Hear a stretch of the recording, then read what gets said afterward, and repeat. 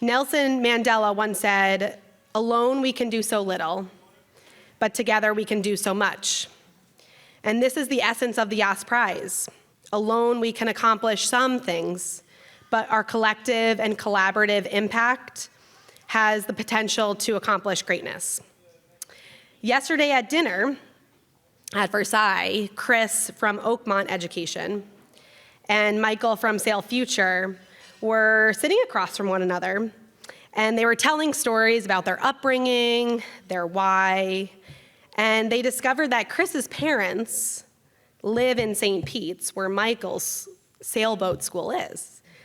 And before the dinner was through, Chris volunteered her parents to volunteer at Michael's school, unbeknownst to them.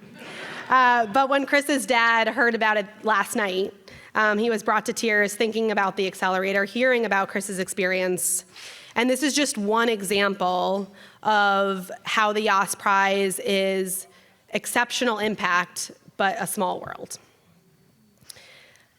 There is power in community, and it is critical importance that we all connect. Tomorrow, all of the 32 semifinalists will pitch in front of an esteemed group of judges. This is a celebratory experience. It's a supportive experience.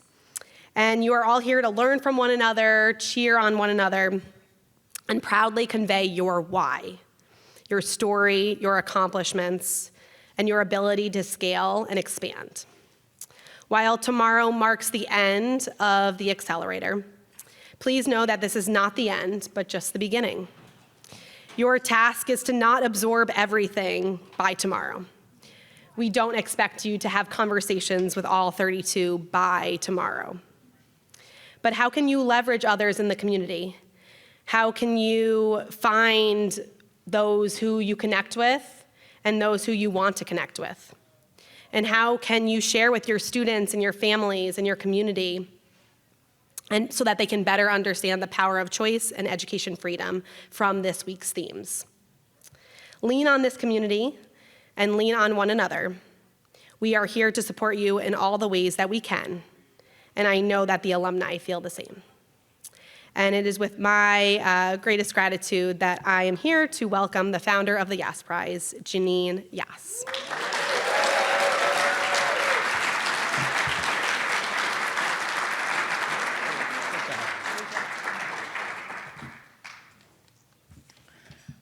Yass.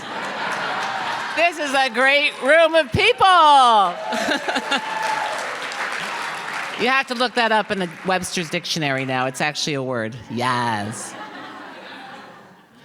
So welcome to Miami. It's so great to be here with all of you. I don't know if you know that it's not a coincidence that we're in this great state of Florida for our second year of the Yass Prize. Thanks to a great governor, a great former governor, a great scholarship program that's grown so much over the years, educators like Fernando and Eduardo have the political and financial support of this great state. And because of that, they can build and grow schools like where we were today. So thanks for all of the work that the governors have done here, and the politics have gone the right way here.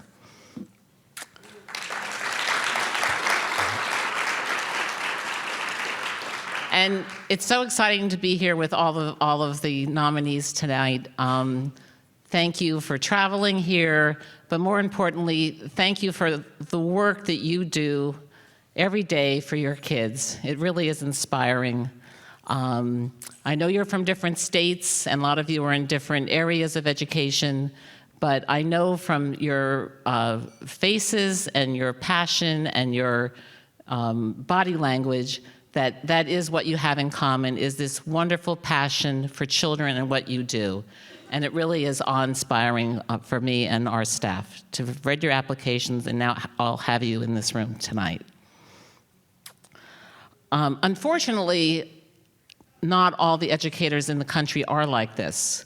And I have had the, not opportunity, but the experience of visiting a lot of schools over the last 25 years where there is no teaching going on. I have visited schools where I visit 10 classrooms, and 9 out of 10 classrooms there is no teaching going on.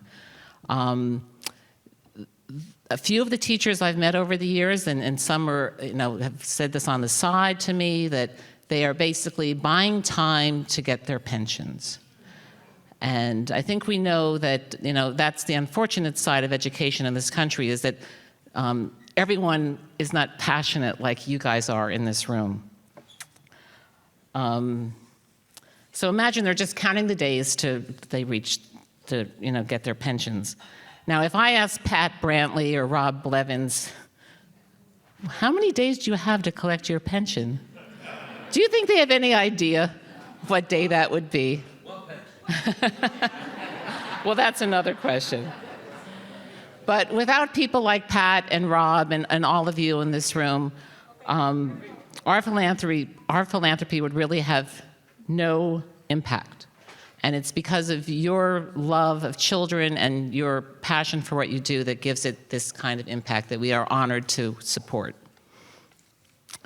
When I first became involved in education, way too long ago now, maybe 25 years ago, I would visit schools, and they would invite me and my husband Jeff, and I thought, they need our support. These schools are so bad. They're failing. It's so sad. And we would go to schools, and a lot of times in Philadelphia and New York area, and I'd say, I would leave in the car, and I would be crying because of some of the things I saw. And the next day, I would start writing checks to help these schools. And we would feel good about it. We'd get thank you letters and pictures of the kids. But then I would go back a year later, and I would cry again because I realized that our philanthropy had no impact. And now with these STOP principles that Jeannie and I have developed over the last couple of years since COVID, that we really wanted to become more strategic. And these principles with the STOP Award, coupled with rock star educators like you guys are here in this room, I really hope and believe that we could change the course of education in this country.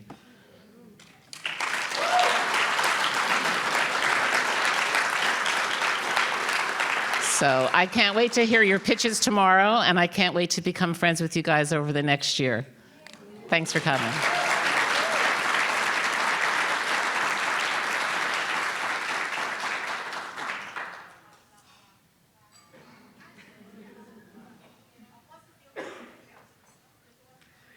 So first, as you can tell, Janine is incredibly modest, amazing amount of humility, and when she was telling you those stories of her going to schools and coming back, I mean, she really meant it.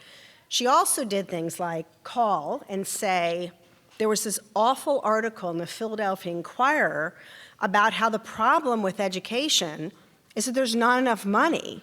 And she's like, why isn't anyone writing letters to the editor about this? Yes, money's important, but why isn't anyone saying, like, she'd say, Jeannie, can you write a letter?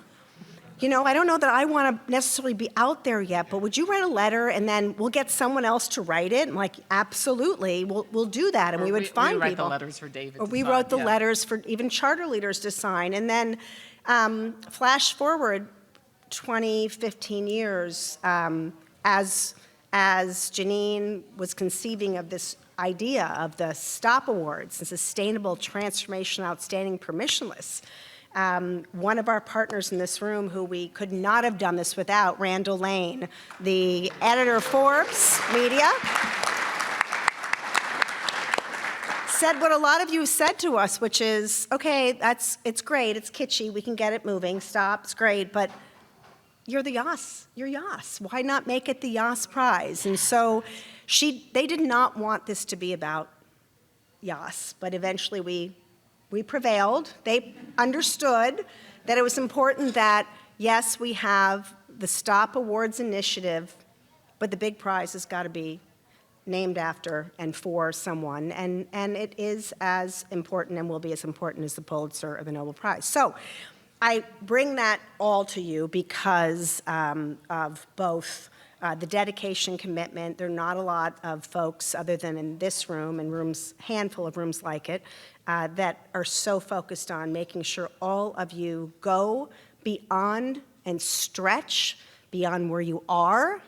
And you made this $1 million prize turn into $3.5 million the first year and said to us, let's triple it.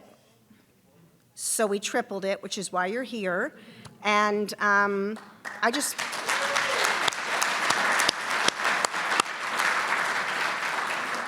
And then today we were talking, and Janine had another idea. Well, we were talking, not shopping, and that's when Jeff knows he's in trouble. So just looking at the outline of the award, and we're so great. It's so great to have everybody here is already an award winner because the applications were so impressive. We didn't do that last year, but this year we felt that the quality and of the applications really warranted that kind of prize to just be delivered before you even got here. But then we were thinking, scratching our heads, that the grand prize winner will go home with $1 million. But we felt that we wanted to increase the amount of the runner-up prizes to $500,000 apiece.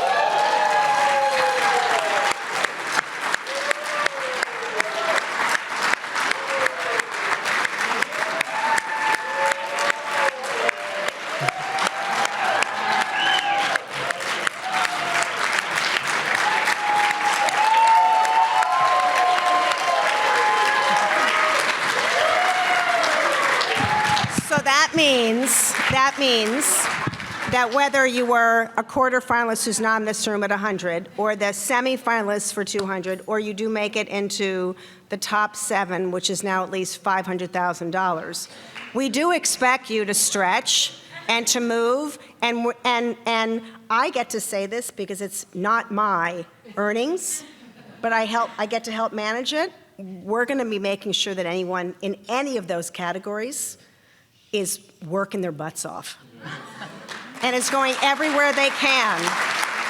Because whether it's, Randall who gets to write about it and promote it, or Mike Hogue who wants to do something like that in Dallas, or Michael Saylor who's going to take over the world with cryptocurrency, or Michael Moe, who actually this all started with at GSV and asked us to help him think differently about education and hosted our first Accelerator, my good friend Michael Moe. Please stand up. We can't leave here and just go back to business as usual, and we're grateful to you, Janine, everybody here for making it possible, and to Jeff, who you'll all see in New York. And you guys are going to have a great dinner, and we hope to hear from you all after, but thank you, and good luck to everybody tomorrow. It's all because we believe in you.